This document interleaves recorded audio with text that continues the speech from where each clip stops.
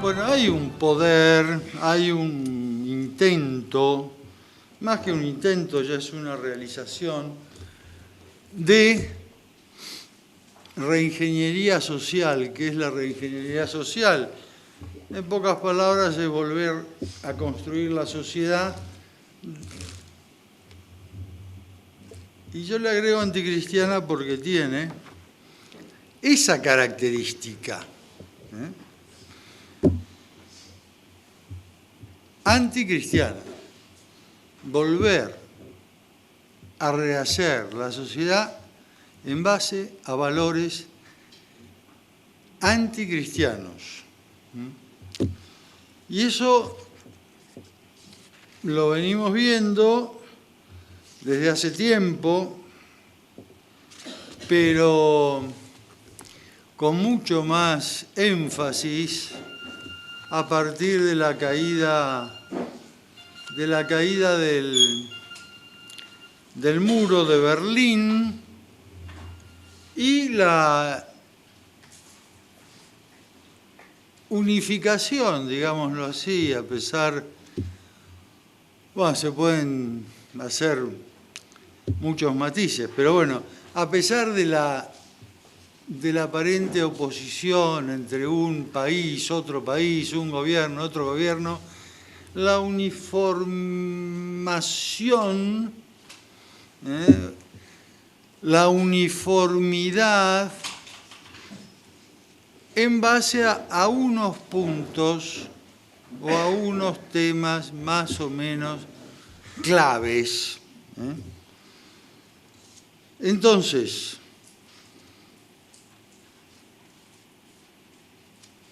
¿existe la imposición de una reingeniería social anticristiana? Sí existe. Bueno, vamos a tratar de verlo de un modo más o menos rápido.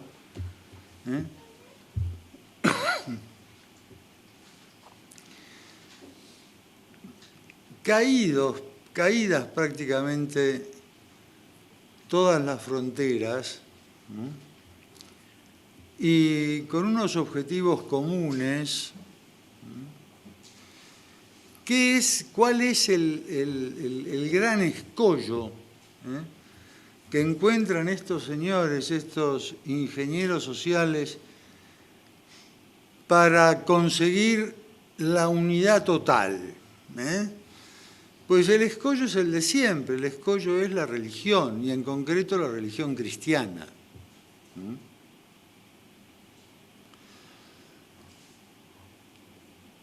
Entonces, ¿qué hacen? Dicen, bueno, vamos a implantar una nueva religión. La religión sin dogmas, sin verdades permanentes. Estas cosas yo las he sacado. Bueno, este es un libro mío que encontré en Madrid, que gracias a Dios, pues yo no había traído nada, pero gracias a Dios encontré este que me va dando el guión.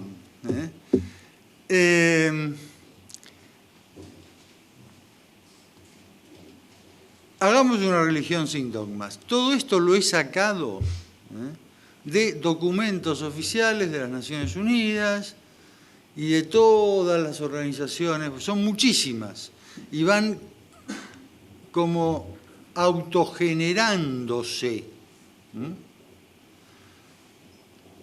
Entonces, primero vamos a tratar de crear una nueva religión. pero para tratar de crear una nueva religión hay que infiltrar la religión cristiana. Como punto así focal, que puede haber otros, está la reunión del año 94, el año en que se conmemoraba un nuevo aniversario de Pekín, de El Cairo, que fue en el 94. En el 2004,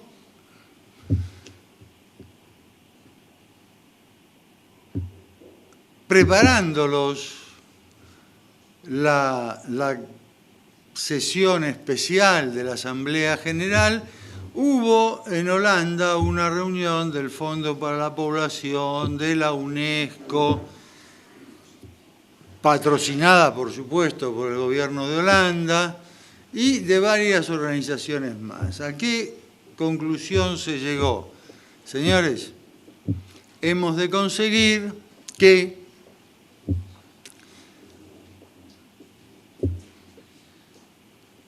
los ministros de las religiones se plieguen a nuestra postura. Entonces, se decide invertir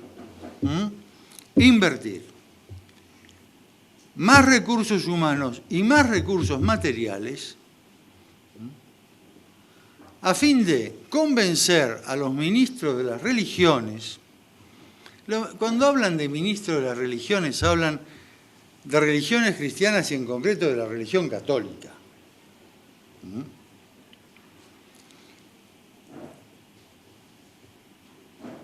Invertir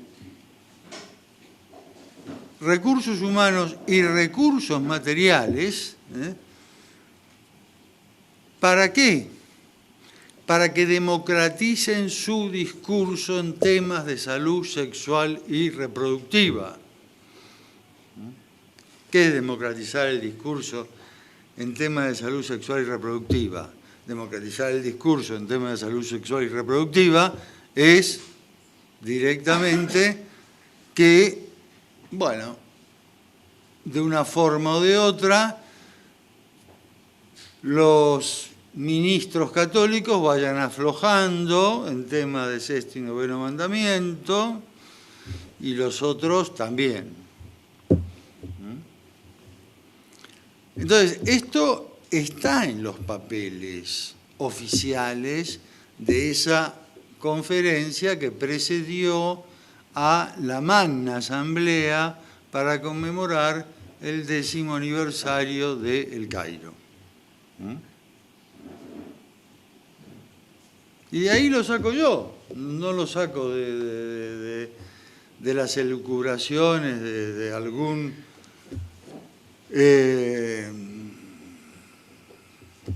de alguna mente calenturienta por ahí que se pone a... No, está en los papeles, está ahí. Entonces, 4 años antes se habían gestado los objetivos del milenio para el desarrollo, que han vencido este año y hace 2 meses se han puesto en marcha las metas para el desarrollo sustentable, que son como la continuación de los objetivos del milenio para el desarrollo, por parte de las Naciones Unidas.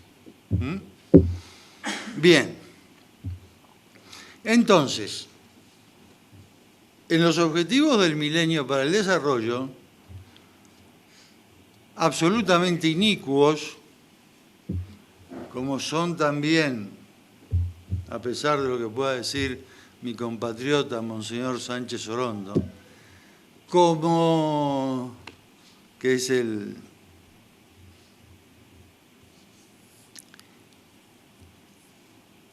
presidente de la Academia de Ciencias. Bien. Los objetivos del milenio para el desarrollo fijan metas clarísimas para el 2015. Para el 2015 hay que esterilizar, hay que convertir el aborto en derecho. Por supuesto que no lo enuncian así. Hay que leerse no solamente el enunciado, que puede ser más o menos genérico, sino la explicación de los enunciados. La explicación también la dan ellos.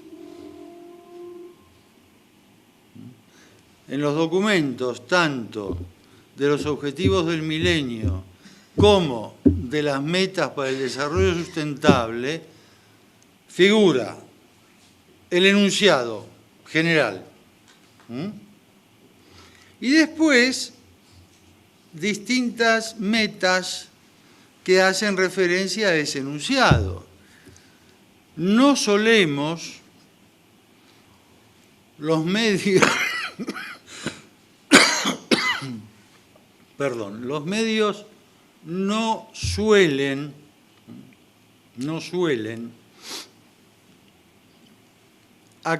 publicar o hablar de esas submetas,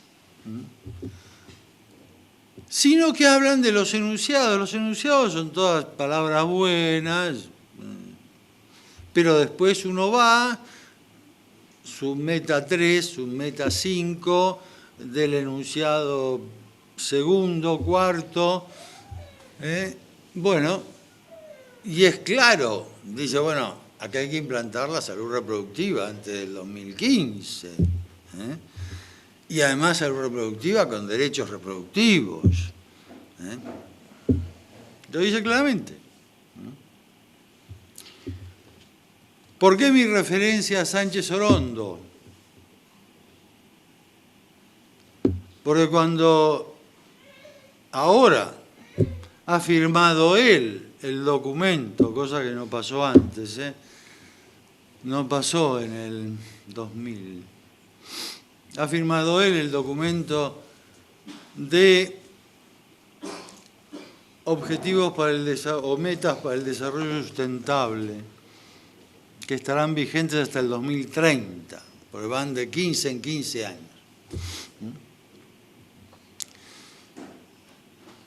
Ha dicho, no, yo no veo en absoluto ninguna referencia al aborto en estas metas.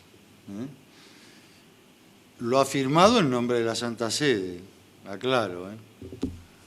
Yo no veo ninguna referencia al aborto en estas metas. Y se le ha dicho, bueno, monseñor,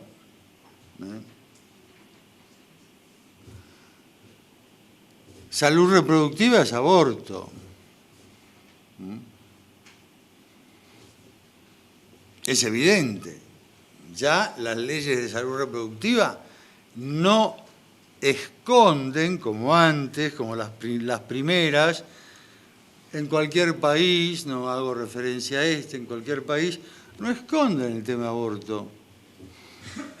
En algunos países lo dicen claramente. Salud reproductiva y aborto. Ley de salud reproductiva y aborto. Entonces ya está. Bueno, entonces dice Sánchez Orondo, bueno, pero el tema de salud reproductiva se puede interpretar bajo la luz del magisterio de Pablo VI. Una cosa totalmente traída de los pelos si él no fuera pelado.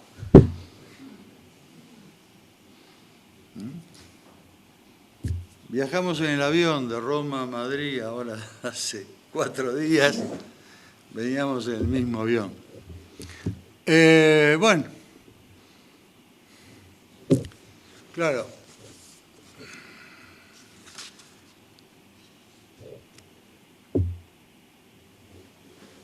Los objetivos del milenio, la religión y los objetivos del milenio para el desarrollo, tienen su continuación en esto del desarrollo sustentable, Y entonces, ¿quiénes intervienen? ¿Quiénes intervienen en los programas que tienen, o quienes han intervenido en los programas que tienen como base los objetivos del milenio para el desarrollo? Es decir, junto con las oficinas de Naciones Unidas, UNESCO, UNICEF, UNAIDS, que es la del SIDA, el Parlamento de las Religiones del Mundo, que es una especie de nido de gatos, con perdón. No está la Iglesia Católica en el Parlamento de las Religiones del Mundo. No está. Pero es una especie de...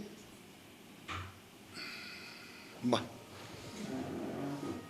Pero están, por ejemplo,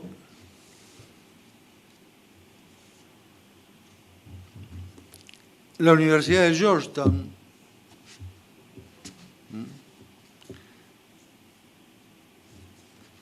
están, por ejemplo, las instituciones católicas que forman parte de la Global Interfaith Network, están las que forman parte de la Ethical Globalization Initiative, que hay instituciones católicas, y a través de alguna otra asociación enlazan con la Open Society de George Soros. Entonces, claro, uno dice, bueno, estamos como infiltrados ya. Y sí, estamos infiltrados ya. Estamos infiltrados. Y han pasado, desde los objetivos del milenio, han pasado 15 años, y uno puede decir que en 15 años han conseguido muchas victorias, sobre todo en la conquista de las cabezas, la conquista de las cabezas del clero.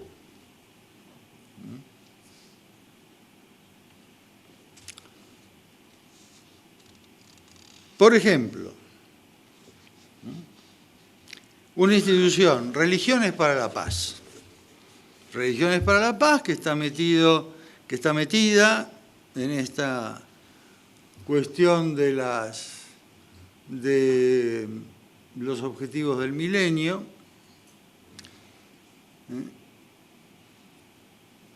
Religiones para la Paz, que tiene a su vez otros programas, otras. Religiones para la Paz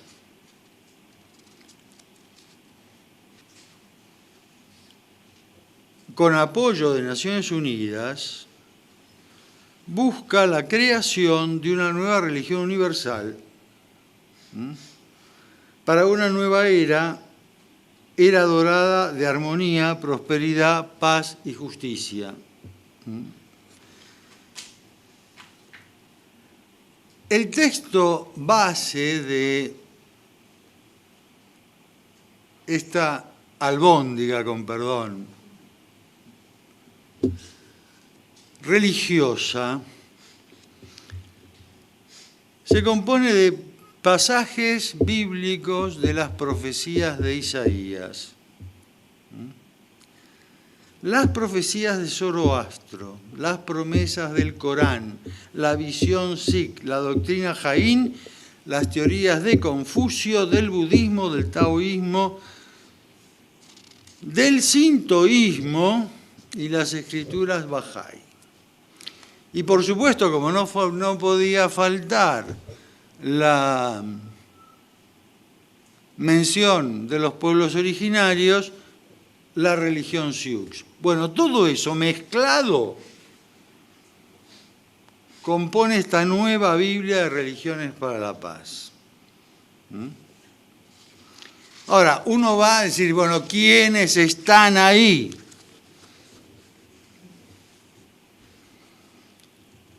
Bueno, ¿quiénes están ahí? Había 3 cardenales en el grupo de vicepresidentes. Claro, el grupo de vicepresidentes son prestanombres, no deciden nada, pero están. Uno murió, otro está mal, pobre de salud, pero el otro es Rodríguez de Maradiaga.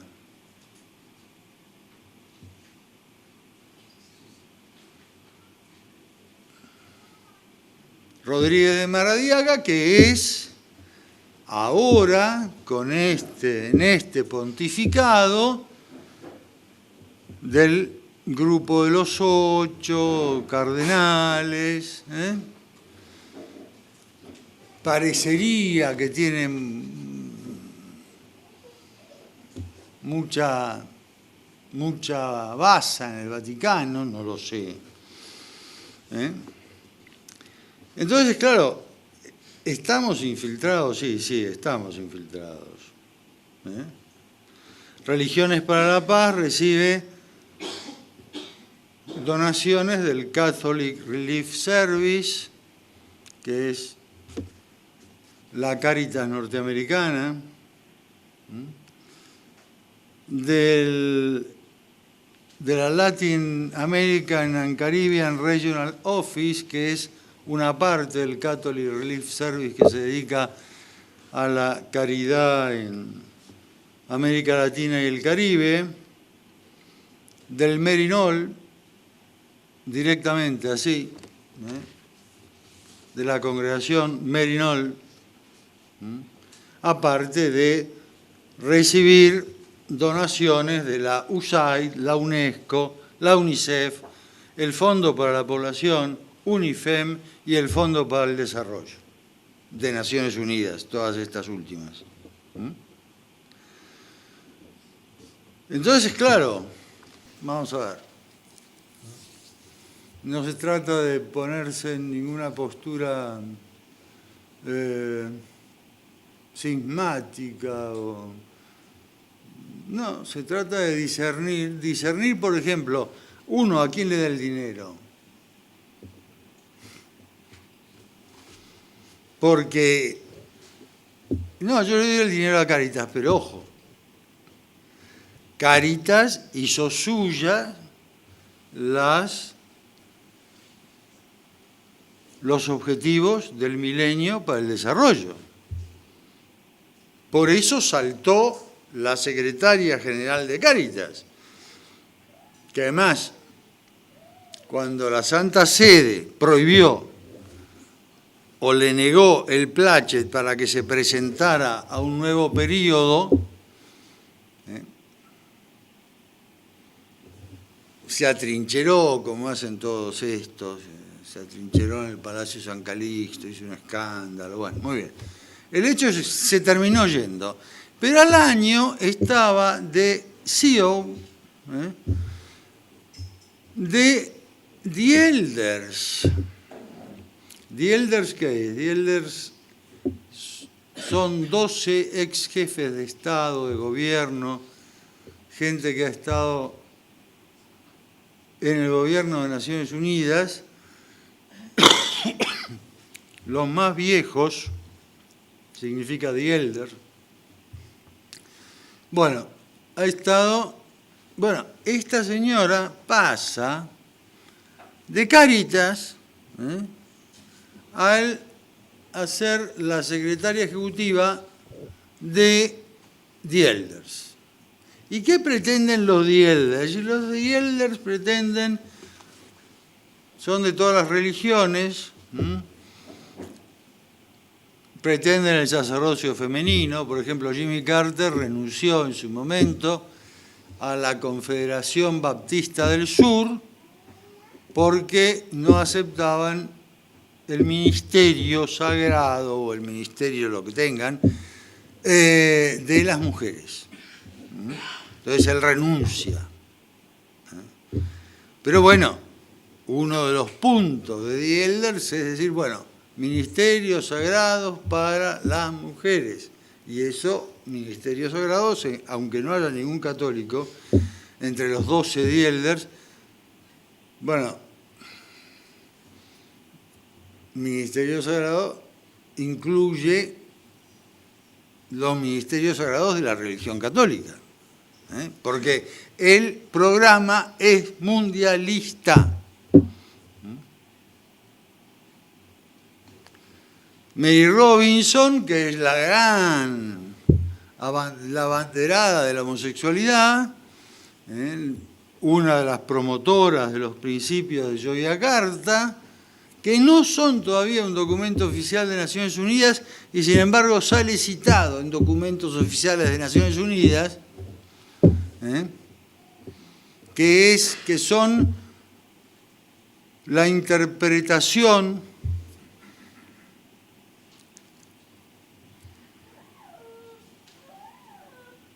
más que la interpretación, es la lectura homosexual de la Declaración de Derechos Humanos. Así.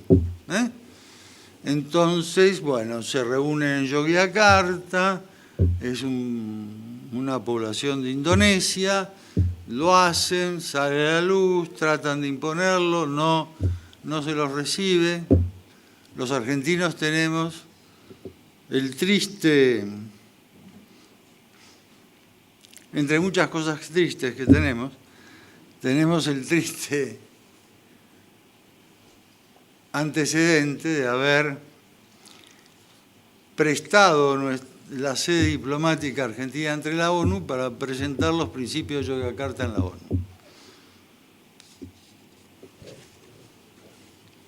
Siendo embajador en Naciones Unidas, que estaba ahí, un supuesto excelente católico. Pero bueno.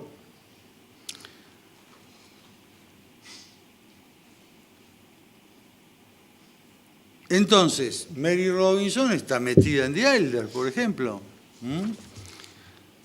Y así podemos seguir. Parlamento de las religiones del mundo.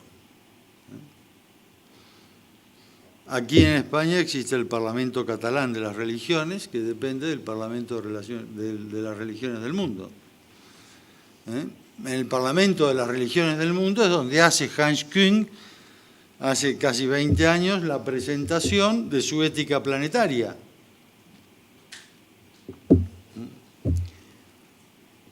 Bueno, Parlamento de las Religiones del Mundo. Una de las cosas, estoy dando saltos, por supuesto, estoy mostrando así una especie de escorzo de las cosas, porque una de las cosas que pretende el Parlamento de las Religiones del Mundo es imponer la Carta de la Tierra a las religiones individuales.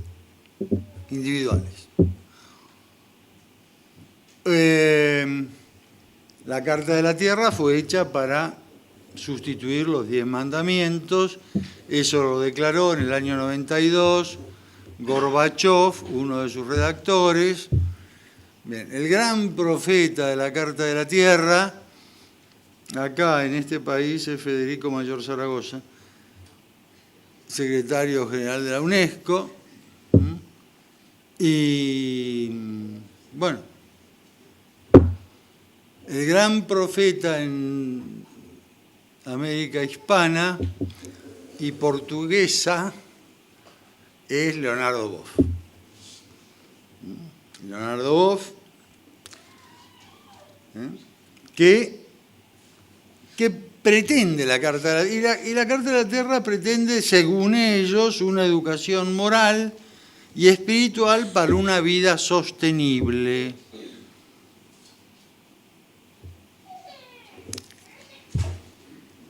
En el año 2002, 2003, yo escribí un libro que ahora se va a reeditar en Buenos Aires, que era El desarrollo sustentable de la nueva ética internacional. Bueno, sustentable, sostenible, que nos vayan sonando como palabras que no van en un lenguaje cristiano. El lenguaje del desarrollo sostenible lo inventa la doctora Brundtland allá por los años 70. Doctora Brundtland, que fue la abanderada del aborto y la homosexualidad en las Naciones, en la Organización Mundial de la Salud, que la sacaron porque le fallaba el tema económico, no sé, pobre doctora, tenía unos asesores económicos poco transparentes, digámoslo así. Y entonces la sacaron. No llegó a completar su mandato, pero los años que estuvo hizo desastres en la Organización Mundial de la Salud, allá por el final de los 90. Entonces, sostenible, sustentable, que nos vaya sonando como algo que no hay que por qué acudir a esas palabras, elijamos otras. No hace falta disimular el ser católicos, el ser creyentes, usando el lenguaje del enemigo, porque en el fondo es el enemigo. ¿Tenemos enemigos? Sí, tenemos enemigos. Aunque desde muy arriba nos digan que no. Sí, los tenemos. Los tenemos. Y no solo los que degüellan cristianos en Oriente, o los queman, o los crucifican. No, tenemos el enemigo al lado. Y eso tengámoslo en cuenta.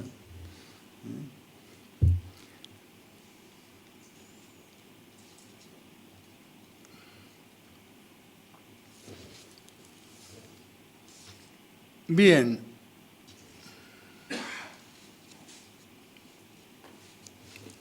Liderazgo creativo, otra de las cosas que propone la Carta de la Tierra y propone el Parlamento de las Religiones del Mundo. Liderazgo creativo en las personas y comunidades religiosas. Sí, macanudo, liderazgo creativo, pero ojo, distingamos qué es liderazgo creativo. Porque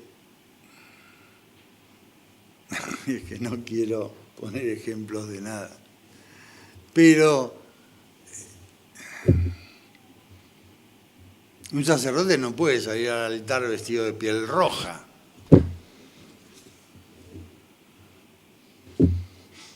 No puede bailar un samba en el altar al son de tamboriles. Eso ha pasado en Brasil, tienen videos en YouTube, vamos, las cosas están publicadas, no me estoy inventando nada. Entonces,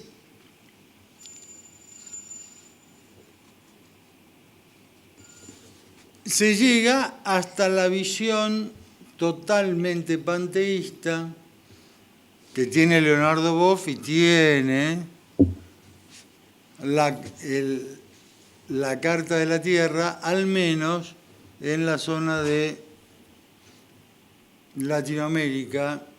Aquí no sé si lo disimulan más o menos.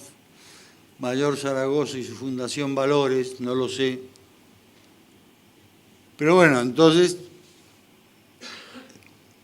tenemos, dice Leonardo Boff, conciencia de una casa común, pertenecemos al planeta Tierra, como especie formamos una humanidad única y somos parte de la Tierra. Somos la propia Tierra que en un momento de su evolución ha comenzado a sentir, pensar y amar. La especie humana está condenada a hacer lo que hace porque es un parásito de la Tierra. Fíjense lo que es. Sería mucho mejor para la Tierra que desaparezca ese cáncer.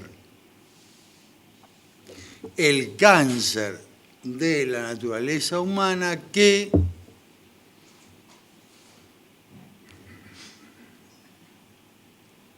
es predicado por el ecologismo.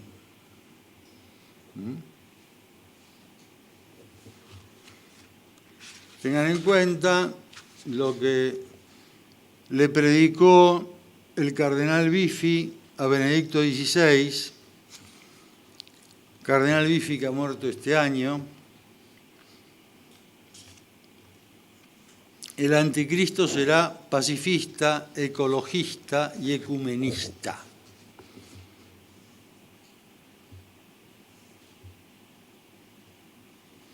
Bueno, el ecologismo se basa en esto que predica Boff en concreto. Es mucho mejor para la Tierra que desaparezca ese cáncer, la naturaleza humana. La Tierra puede seguir tranquila desarrollando otra forma de vida. La infraestructura biológica es candidata a sucedernos porque es portadora de espiritualidad.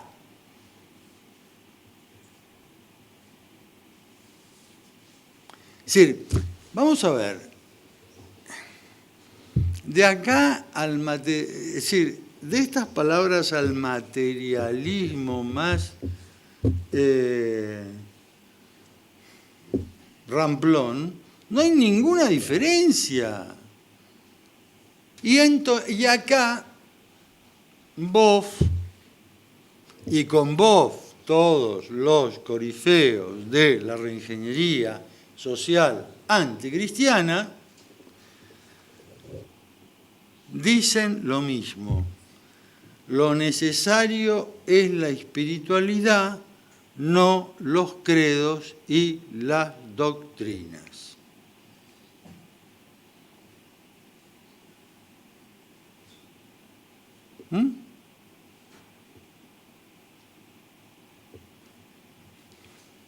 Esta es una frase de Boff que ha sido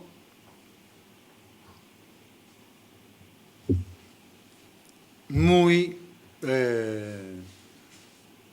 digamos, muy usada, no solo por Boff, sino por otros.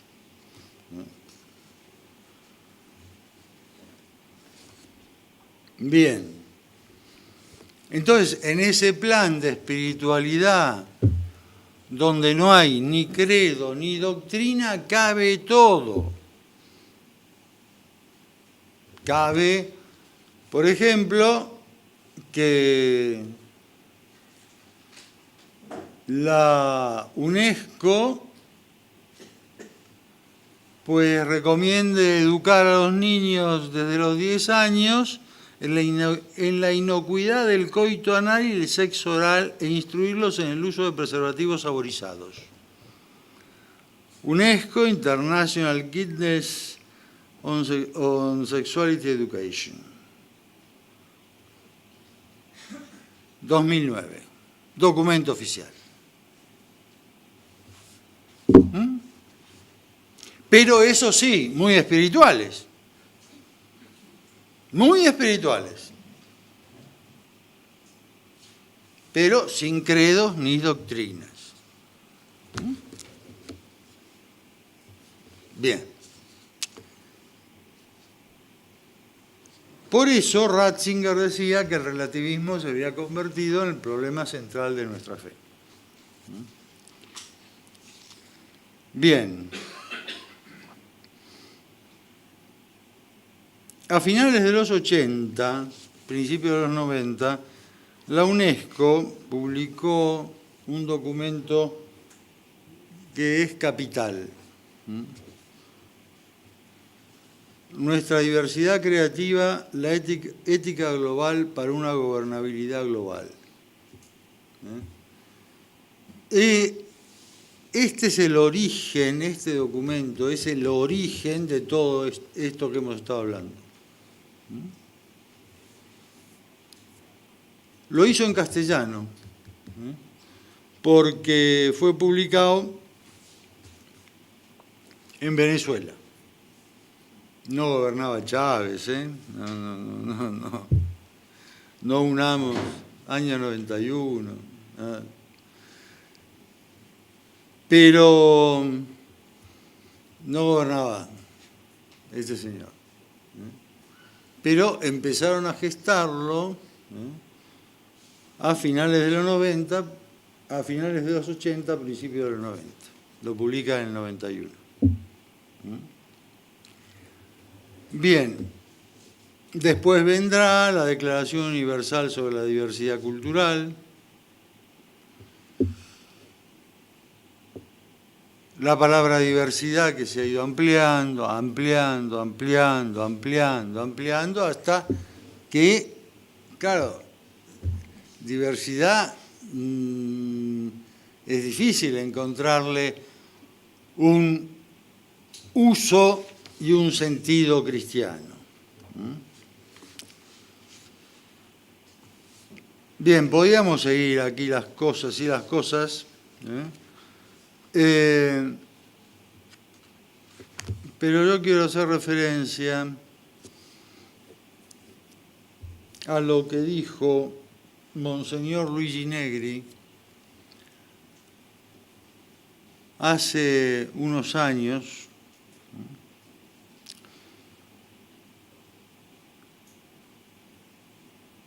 a raíz de la decisión tomada por la Corte de Derechos Humanos de Estrasburgo, que después se cambió,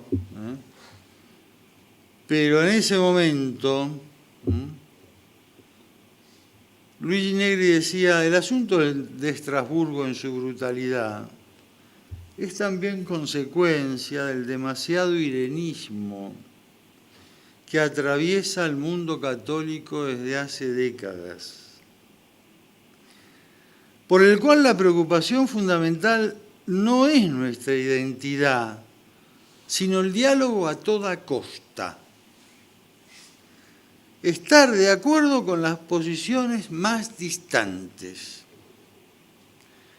Este respeto de la diversidad de las posiciones culturales y religiosas, sostenido por la idea de una sustancial equivalencia entre las diversas posiciones religiosas, es el que hace perder al catolicismo su absoluta especificidad. Un irenismo, un aperturismo, una voluntad de diálogo a toda costa es recompensada de la única manera en que el poder humano recompensa siempre estas desordenadas actitudes de compromiso: el desprecio y la violencia.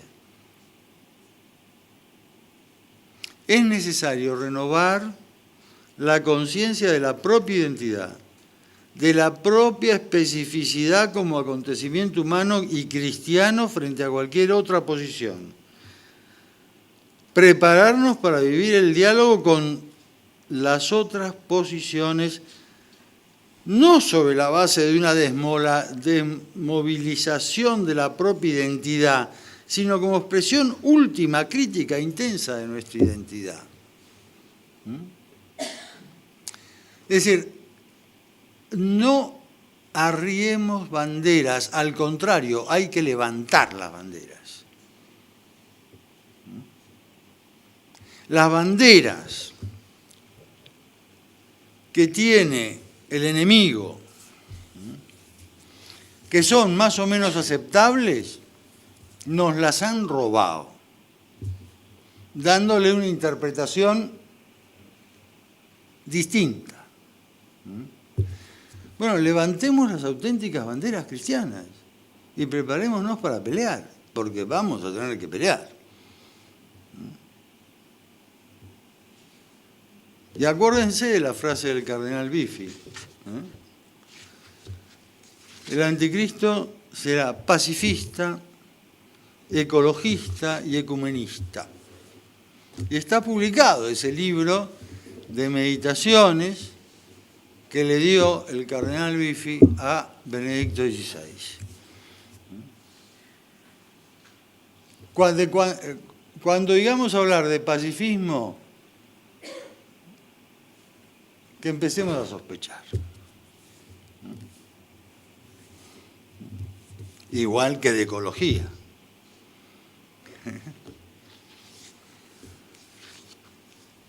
Igual que de ecumenismo. Porque lo decía Ratzinger hace más de 20 años a los presidentes de comisiones de fe y cultura de las conferencias episcopales de América reunidos en Guadalajara. Lo decía, sentarse a la mesa del diálogo no es poner nuestras creencias a la misma altura de las creencias de los demás. El diálogo es una cosa, es el diálogo platónico. Claro, no lo entendimos, no lo entendieron los obispos latinoamericanos, y supongo que habrá dicho lo mismo alguna vez acá, en Europa, y parece que tampoco lo entendieron, ¿no?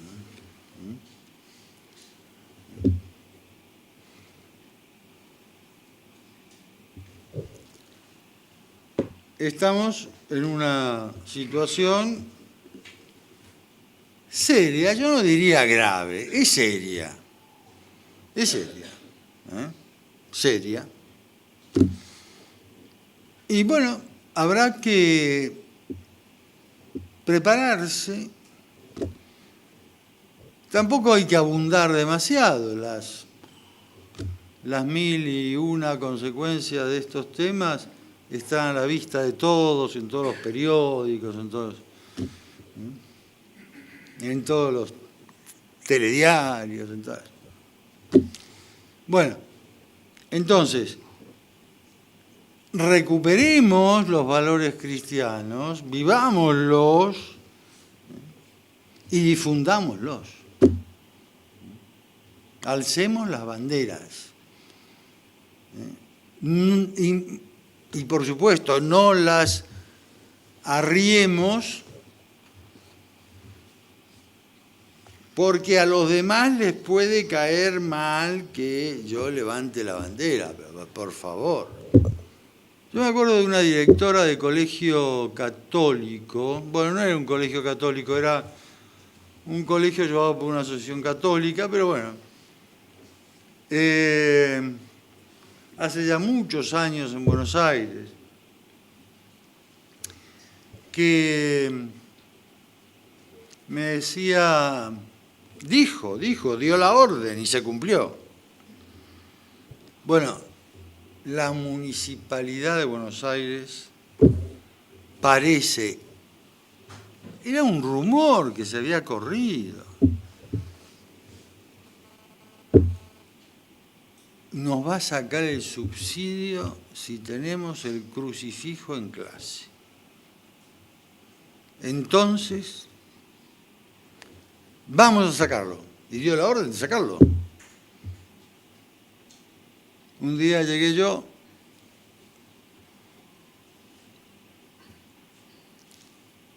y vi que faltaban los crucifijos de todas las clases. Digo, ¿qué pasó? Bueno, entonces fui a verla. Y me dice, bueno, pasó esto, no. Nos van a sacar el subsidio, y si nos sacan el subsidio tenemos que cerrar el colegio. Y bueno, cerrarlo. Que siga solamente la parte asistencial. Era un colegio un tanto mezclado, porque era colegio a la mañana y a la tarde parte asistencial. Se ayudaba a hacer los deberes a los chicos, a estudiar. Se los tenía hasta las 6, 7, 8 de la tarde, que venían los padres del trabajo a recogerlos. Y mientras tanto se les daba de almorzar, como se dice acá, de comer, se tomaba el té con ellos, al final se les daba de comer, estaba para eso. Pero... Cierran el colegio, cerrarlo, sigamos con la parte asistencial. Chao. No. En previsión de lo que pudiera pasar, que nunca pasó, sacamos los crucifijos. No hagamos eso, porque eso es la mejor manera de que los demás avancen sin tener, de que el enemigo avance sin tener que vencer ningún obstáculo.